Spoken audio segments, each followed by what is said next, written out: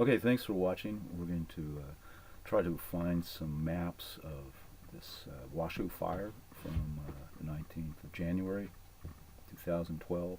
I discovered it on Twitter. I see here some the politicians in Nevada are suggesting in their tweets where you can find information about the evacuation and the fire. What I'm searching for is a map, actually. This fire was very similar to a fire in November where 10,000 people were evacuated. I think this fire we lost about 30 houses. I think there was less people evacuated, so I'm going to the county sheriff's evacuation information, and what I'm looking for is a link to a map if they have that. Okay, what we found with the Colin fire in November, that one of the main maps that ended up being used was produced by apparently just a citizen, and he made a map with Google Maps, and it was seen by eventually about 800,000 people. It was passed around the web. It was passed via the Reno Gazette-Journal. It was passed via many news organizations, including in Los Angeles. So right now I'm going to open up this map from 5:30 p.m. released by the sheriffs, and it ends up being a PDF document. So basically you can zoom in and out, but it doesn't have, it's not interactive. You can't add layers of, say, terrain or satellite view. And so what I'm going to do right now is I'm going to go look at Google Maps for the Reno area and see if I can find some landmarks so I can orient my map from the sheriff here. Okay, so Reno, Nevada, hit search and open up. I've got the satellite view here. Traffic here first. Go to just a regular map here, see if I can find any landmarks. I do see maybe this these lake here at the bottom of the PDF map may line up with the top of the Washoe Lake, I believe that's called there. But it's not apparent to me. I'm not from the area, and so I'm reading about these areas, these neighborhoods, but it doesn't really mean much to me because I'm not familiar with the neighborhoods, even though I have spent some time there and spent some time going through that area, heading out from Reno to Mount Rose. It's up there by Lake Tahoe ski area. Okay, so I'm going to look for see does anybody else have a link to a map here. Rolling Hill subdivision, Glen High School, being evacuated. Just doesn't help me because I'm not that familiar with it.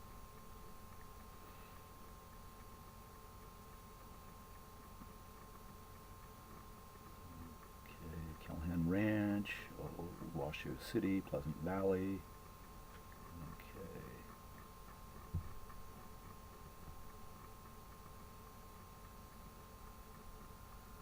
Okay, so what we've got now is fire's going on, and there's a lot of people wondering if they should be leaving their jobs and going to evacuate their house. Without good information, it's hard for them to know. And we see here, this person asks, wasn't that a lesson from the Colin fire that we needed a good collaborative Google map? Okay, so the one from the Colin fire was made by this guy named Bryce, and we see Bryce has put out another map here. It's a lot like the sheriff's department. It also includes a blue area of evacuation. And the problem is we don't know if this is an official, is this from the officials, is this from the fire department, is this from the sheriff's department? It seems to kind of line up with it, but not really sure. Again, his map was used the most with the fire in November. Okay.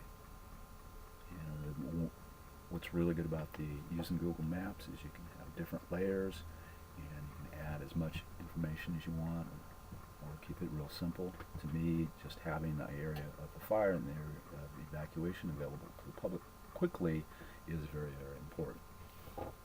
Okay, now let's go to the Reno Gazette-Journal. Has put out a map too.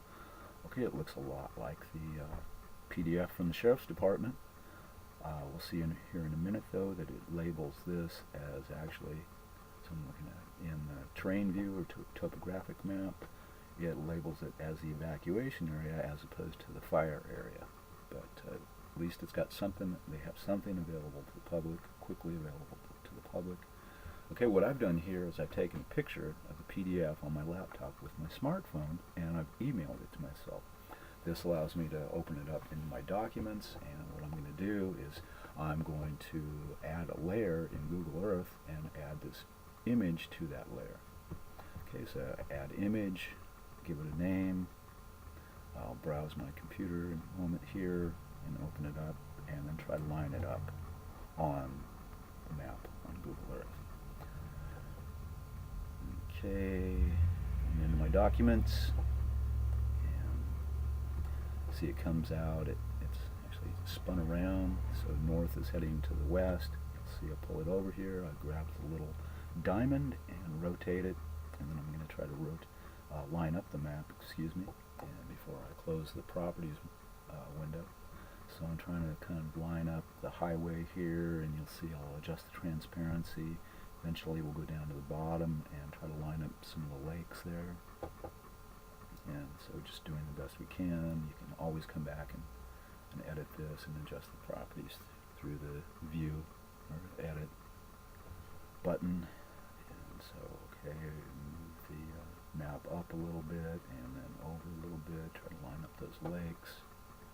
And so this is an early experiment. There is a great, interesting free application for Android. It's called Custom Maps. It allows you to do something similar to this with just taking a picture of a map and then adding it to Google Maps, and you can also email it to Google Earth. Okay, so just back out and see if I've actually got this still. Okay, it seems to be there. All right.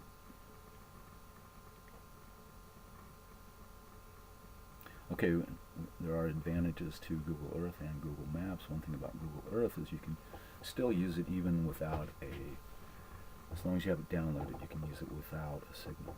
Okay, so I'm going to email it to myself. Turns out there's different ways to email it. So I open it up in my email, and I see it's not actually in Google Earth, so it's not interactive. It's mostly just a picture. So I see our other option down here is to email a KMZ file, which is actually Google Earth. It goes to your temporary places, and I open this up and it asks me if I want to download Google Earth. I've already got it downloaded though, so I'm going to take a look at it again. I'll open it up, temporary places, and Washoe Fire, and there it is. Okay, so any organization could email this, batch email this, and again, here's how we do it. So we choose the bottom one with KMZ to do the email. Okay, so we're going to take a quick look at it, Google Earth, without having the internet connection, and we see that that's pretty useful too. Okay, so we can go in and look at this Washoe Fire again without the internet and see that there's a fair amount of detail available, but not as much. Okay, and so we're going to take a look around here in a moment and just transparency again with properties, and show that we can take a look around with our various buttons that you'll see at the right hand top of the screen here, and here we can adjust it if we need to.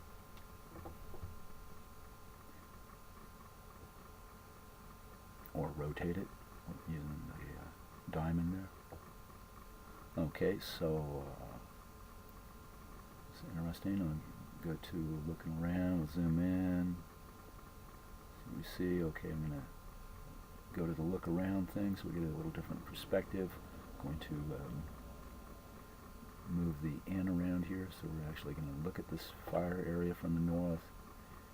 Notice with hand you can just pull yourself around. Zoom in a little bit and see that now we're getting a little bit of a perspective of the hills and the mountains in that area. There's an elevation exaggeration choice from 0 to 3. I've got this one set on 2, so it's somewhat exaggerated, but it gives us an idea. So we can zoom in here and see that you get a rough idea of what's going on, but without the internet hook up, you can't see the individual streets, that sort of thing. Okay, so we have several other videos on our YouTube channel that have instructions and tutorials for how to make maps with Google Maps and how to use this custom maps app. Thank you very much for watching. I hope you can use it.